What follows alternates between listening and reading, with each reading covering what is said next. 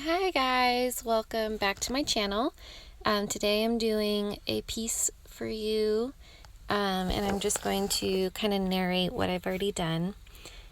So here I'm making the first C shape for my flower. I usually like to do kind of just a C shape and then I put petals around it. And that just makes it so that it looks like it's facing upward and you're not looking directly at a flower facing right out toward you. So most of the time in nature, that's how you're going to see them. Flowers are going to be going different ways and directions. So this isn't any specific flower, it's just kind of my basic go-to shapes that I like to put together to make a nice flower. So I'm putting the petals around now, as you can see, and I like to leave some white space in between and have plenty of water flowing, not too much, but just enough so that the paint can flow through to the petals. And I'm also adding a little more paint just to the base of the petals to give it some dimension. This is the beauty of watercolor, and it's one of the reasons watercolor stands alone in technique for any kind of a medium for painting. So I'm just going through adding a little bit more paint in there,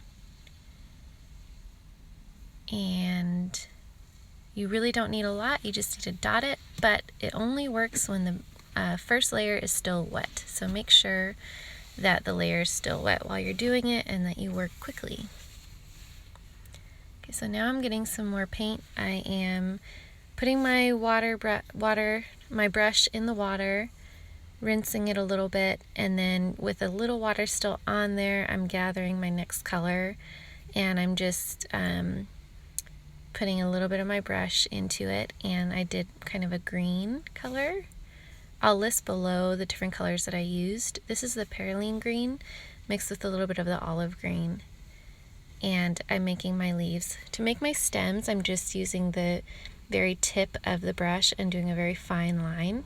And then the leaves, you can use more of the base of the brush. And you're going to do two of those C shapes coming together. So you'll see as I'm going to be doing my next leaf, there's the dot pad that I use.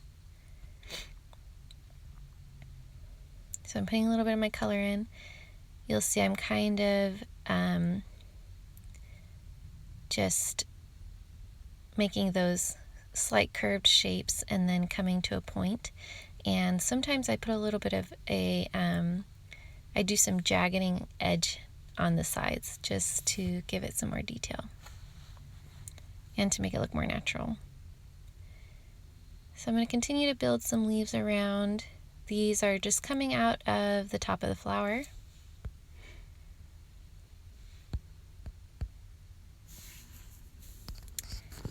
So yeah, I'm continuing to build some leaves around the top of my flower. And I'm just going to continue to build around this center flower to make kind of a loose arrangement. Here I'm coming out and I'm doing some more leaves, but these are a little different. They're a little smaller, and maybe there's a few more of them. White space is key with watercolor, so you'll see I have some kind of little squiggles going, and that's just to accent the shapes that I'm making. Again, this technique is the loose watercolor technique. It's different than if you were to color or pencil in your flowers and your shapes ahead of time. This is more of I almost think about it like I'm sketching out these flowers and leaves, but I'm doing it with my paintbrush. So I'm going to continue to add. This is a Vandyke Brown, and I'm making different size leaves, different shapes. Mostly round, some are a little more jagged than others, some are smoother than others. They're all pointing in different directions, so some are going up with the flow of the flower and some are going down away from the base of the flower. Just kind of in your head imagine what a an arrangement would look like, or you can look at one too and just see, you know, get an idea that way. Now with these are little fillers that I like to add into my arrangements, and I do the buds first and then I go back through and do the stems. Unlike with the leaves where you see I did the stem and then the leaf, this I'm just poking a little bit of paint in between the stems, or in between the buds to make the stems, and I do that so that you have that blending of color that you can see happens, and I like it to blend like that. If you don't, then you can do it the reverse way, but that again is a characteristic of watercolor that's just magnificent. Here's another flower. It's a little smaller, but again I did kind of the base C shape at the you know, to start with, and then I'm building some petals around it. And at the ends, once everything is dry, I will go in and put the centers of the flowers, but I don't do that until the end because you don't want those mixing in with your colors. You want it to be very distinct and clear. I usually put little stems on things as well, just so that I can kind of know where everything's coming out of. And now I'm filling in with my olive green, some little leaf fillers.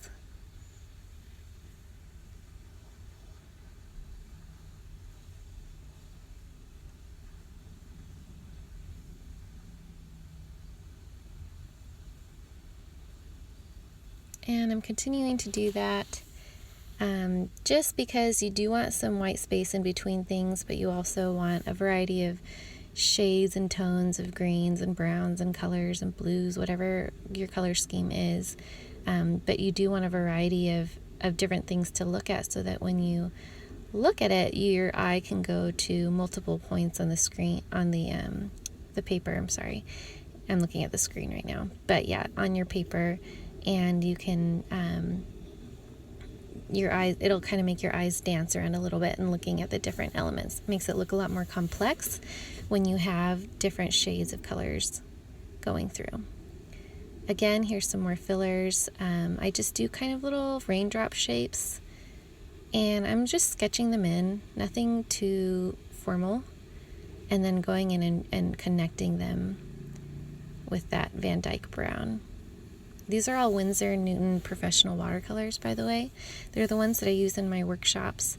If you guys are local to Orange County, please feel free to go to my website in the description below and register for one of my workshops. I teach you all these different techniques, and we usually have a project we're working on, and you'll get to kind of learn in person and ask questions. And again, that's in Orange County, California. Okay, so I'm again adding more leaves to it. Yeah, this is kind of a wild arrangement. Depending on your style, you can have much more of a tighter arrangement where everything's not kind of going crazy out of it, but this is my particular style. I personally love bouquets that are droopy and have a lot of elements going on, a lot of maybe different shades of the same color, and so I emulate what I like in real life when I'm painting it on paper.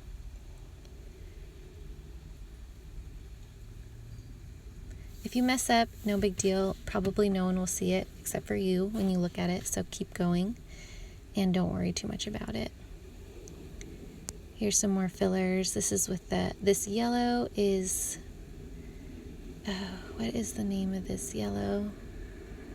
I think it's the gold Ochre. I will again have it in the description below. Okay, so I don't know what I'm doing here. I think I'm just making kind of trying to make a different kind of a branch, and so this is my brown. It's smaller leaves or buds coming out of more branch, as opposed to bigger leaves out of a smaller branch.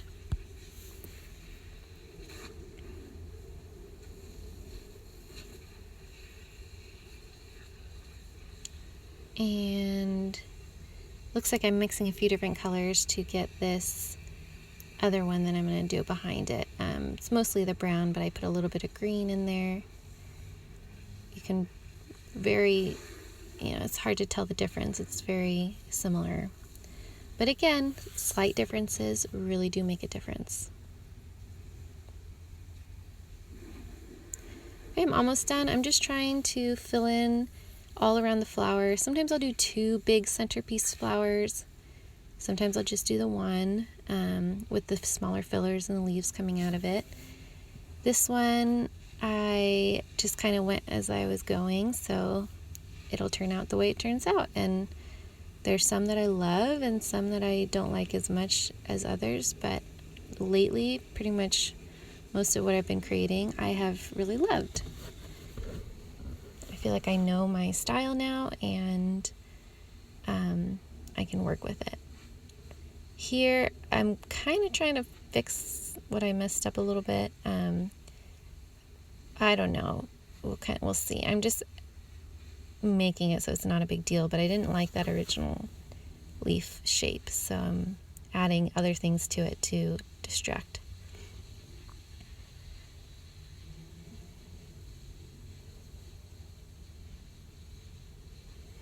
This one I did the branch and then the fillers, but it's not a big deal because they're all brown, so it's okay. I don't need to worry about the color blending. Normally with the fillers, if it's like a red or a yellow, I would do the fillers first and then connect the branches to them. And then I'm just kind of creating some more shapes. These aren't necessarily defined leaves, they're more just, I don't know, sometimes I add different things, different lines and things like that to kind of mimic a shape, or it could be a shadow, or it could be just a bunch of different things, but not everything has to be super defined.